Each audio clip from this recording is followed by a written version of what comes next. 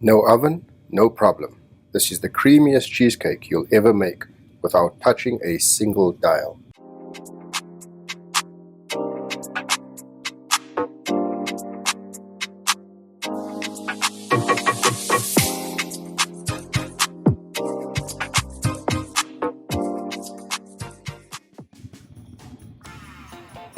I'm excited to share this recipe with you.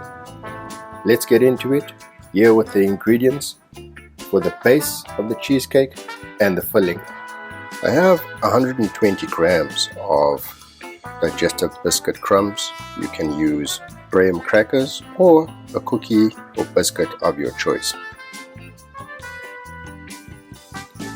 I have 50 grams of butter. This is unsalted butter. A lemon for zest and juice. 50 ml of water. I have 25 grams of gelatin, 2 egg yolks, 1 teaspoon of vanilla. I have some cream that I put aside here. That's 50 ml of 35% whipping cream. A small tub, which is about 230 grams of cream cheese, and about 225 ml of 35% cream as well, all measured on the scale. White sugar, 5 grams of white sugar. You will also need a few mixing bowls and a microplane for zesting the lemon. The filling here is enough for an 8-inch cake, but I will be using these individual molds, and whatever is left over will be set aside for a smaller cake. The best way for me is to divide the ingredients. So a foolproof method so that you don't miss ingredients is to divide them into their different steps. So let's begin. Set aside the cream and the cream cheese. I will then take some of the sugar and set that aside. The sugar belongs with the cream cheese and the cream. Next, the egg yolk and the sugar that will form the custard. The gelatin and the water in which the gelatin shall be dissolved in. The lemon, where the zest will be incorporated into the cheesecake, and the juice to make a sour cream. Vanilla essence that will go into the base. Butter that will go into the crumbs to form the biscuit base. And that's how I remember to do it. First, I melt the butter, 20 seconds in the microwave and 5-second intervals. After that, this took a total of 25 seconds. We will make a water bath or bain-marie so we can work on the sugar and egg custard base. Let's give this a mix. I like to use my hands and I can feel the texture and know when the biscuit is good enough for a base, when it starts clumping together. When it starts clumping together, add the rest of the butter. When it's nicely incorporated, do the binder test by just squeezing some in your hand and seeing how it holds together. I would say just a touch more butter and that will be perfect. Now I've lined these molds with parchment paper using a little bit of oil to stick it around there, and now I'll just dab some of this butter here and brush the inside of the mold. Okay, let's fill this.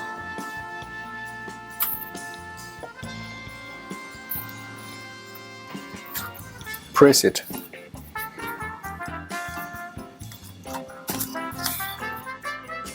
Ensure it is all packed quite firmly. Let's work on another important part of the cheesecake base. It's important to bring the egg yolk temperature between 60 and 65 degrees Celsius. Add a little more sugar. At this temperature, they become safe to consume. At this temperature, the proteins begin to thicken and helps to set cheesecake without relying solely on gelatin. Remove it from the heat periodically if you feel it's getting too hot. Don't scramble the eggs. It greatly improves the texture, giving it a silky and creamy smooth finish. And of course, a lighter mouthfeel. Let's check the temperature. It's still under, so we'll keep working it. So if you skip this step, your cheesecake can be more of a whipped cream dessert. Okay, take a look at that. Smooth, creamy custard. Zest, sabayon, if you add some liqueur in here. I'm going to set this aside and we'll work on the base right now. Alright, let's zest the lemon. Okay. You just want to get the top of the lemon, not the pith or the white part, because that's going to be better, right?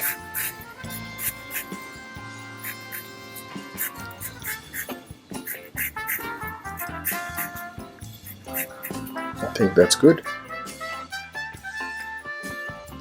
Add a teaspoon of lemon juice to the small batch of whipped cream as we are making sour cream.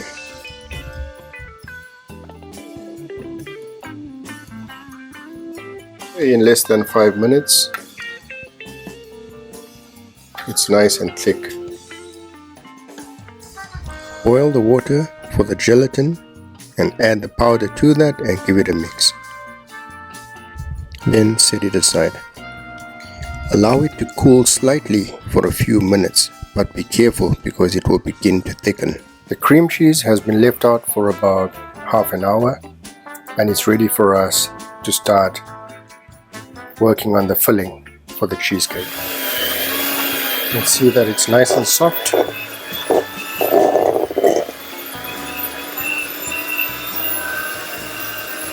Let's add the sugar a little bit at a time.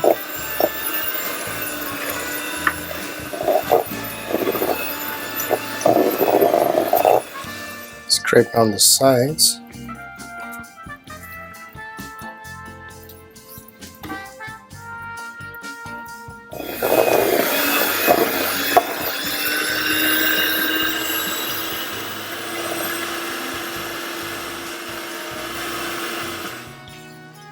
It's nice and creamy. And now we're going to add the custard.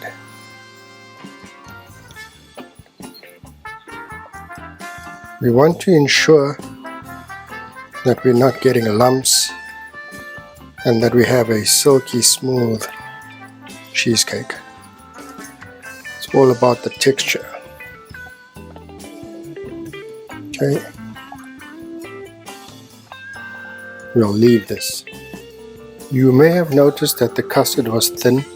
This is because when it cooled, I add about 2 tablespoons of cream to that to loosen it and makes this process a lot easier. Oh, sweetness. And we get that nice color from those yolks. Remember, this is a base. We can flavor it any way we want to once the base is completed. So that's nice and creamy, as you can see. And now we'll work on the heavy cream. Boil the water for the gelatin and add the powder to that and give it a mix. Then set it aside. Allow it to cool slightly for a few minutes, but be careful because it will begin to thicken. Now we can flavor. So I'm going to put mango puree to this one. Let's get the rest of that. And then I'll put it in a piping bag. I gotta mix it a little vigorously because remember, the gelatin starts setting and we don't want it to be lumpy. Now, if you're making just one big cake, it's a lot easier, but I'm trying to show you some variation of how to do this. You can taste that mango coming through. Most of the time I'll just make one cake, but I think this will be great to show variation. So I'm using a piping bag to get that cheesecake filling into that. The base, of course, is the biscuit base, and you try to level it out.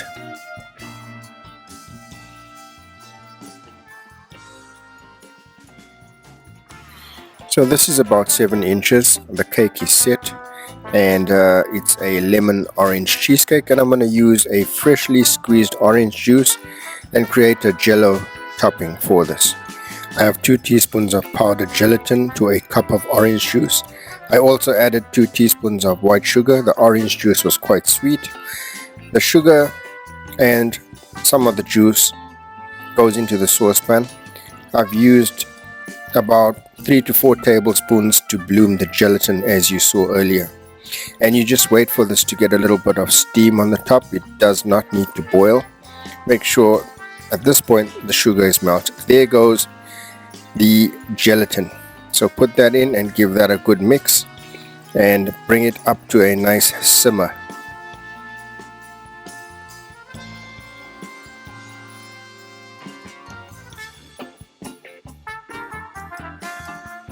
After about 4 minutes, it starts to come to a boil. Very gentle. Turn off the heat, give it a nice stir, and set it aside to cool slightly. Always strain the gelatin. You never know, there may be some lumps in there. This will help ensure a very nice, smooth consistency.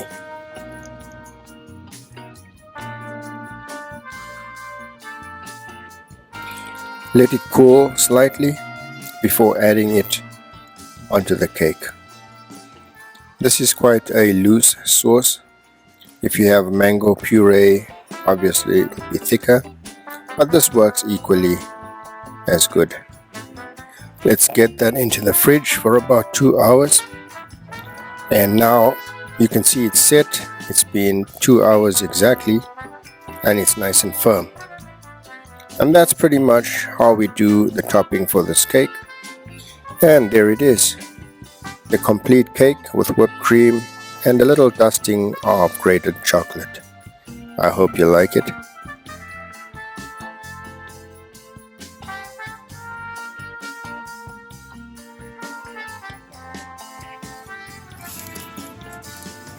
So the jello on these have set.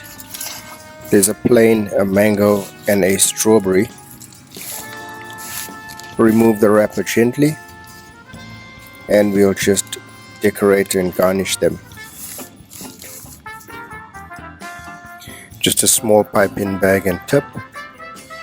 I'm using some chantilly cream, basically whipped cream or sugar, and we'll just do a simple decoration on this.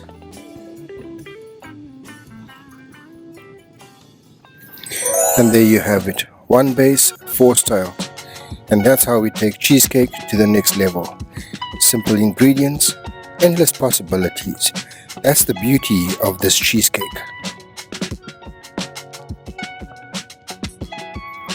So, which one are you picking? Let me know in the comments.